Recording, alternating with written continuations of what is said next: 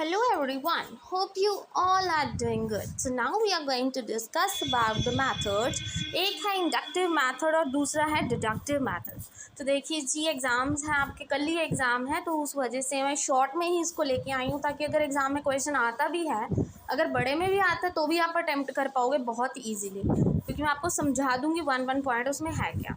तो inductive actual में क्या होता है? इंडक्टिव मेथड वो होता है जो हम कई बार अपनी टीचिंग में यूज़ करते हैं. द थिंग इज़ कि बच्चे को हम पहले, जो छोटे बच्चे होते हैं प्राइमरी स्कूल्स के, ठीक है, चाहे सेकेंडरी के हों, सेकेंडरी लेवल के, तो उसमें क्या होता है, हम बच्चे को क्या देते हैं कि एग्जाम्पल देते हैं. स्टार्टिंग में कोई भी टॉपिक पढ़ा रहे हो, हम एग्जाम्पल्स देंगे. ग्रेविटी पढ़ा रहे हो, एग्जाम्पल्स दे रहे हो. फ्रिक्शन पढ़ा रहे हो, एग्जाम्पल दे रहे हो. राइट, एग्जाम्पल्स दोगे, धीरे धीरे जाके जब बच्चे के दिमाग में वो चीज़ पड़ जाएगी तो आप उसको थ्योरी एक्सप्लेन करोगे.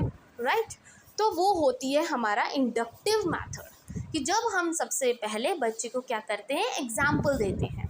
ठीक है, ताकि बच्चे के दिमाग में अच्छे से घुस जाए वो चीज़ कि ये एग्जाम्पल है और इसको कैसे हम यूज़ करेंगे और उससे ही थ्योरी बनेगी. होती है इंडक्टिव. बट जब हम उसका उल्टा कर देते हैं, कहने का मतलब पहले थ्योरी समझा देते हैं, बाद में धीरे धीरे एग्जाम्पल देना शुरू कर देते हैं कि ये इसकी एग्जाम्पल है, ये इसकी थ्योरी थी. ठीक है, ये ग्रेविटी होती है जब अर्थ अपनी तरफ कोई चीज़ को खींचता है.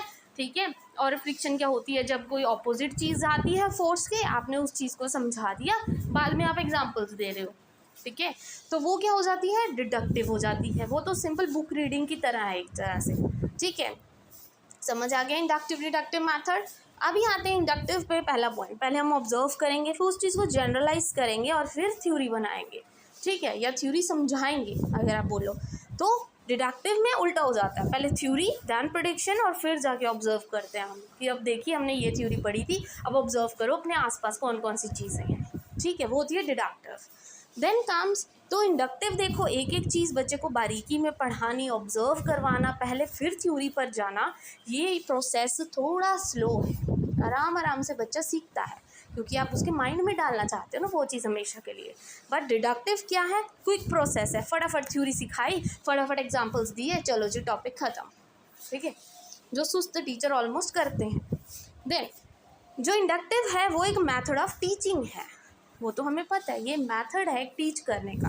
हम पढ़ते भी हैं कि बच्चे को ऑब्जर्व कराओ. ह्यूरिस्टिक मेथड आपने पढ़ा होगा, इंक्वायरी मेथड आपने पढ़ा होगा. ठीक है, इसमें ही पढ़ा है, और पेडागोजी ऑफ साइंस में. ठीक है, तो उसमें यही चीज़ें सिखाई जाती हैं.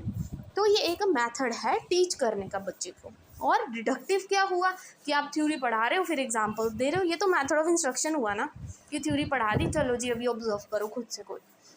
देन इंडक्टिव में तो full of activities, teacher activities करवाएगा, बच्चे को समझाएगा, फिर जाके बुक की तरफ देखेगा.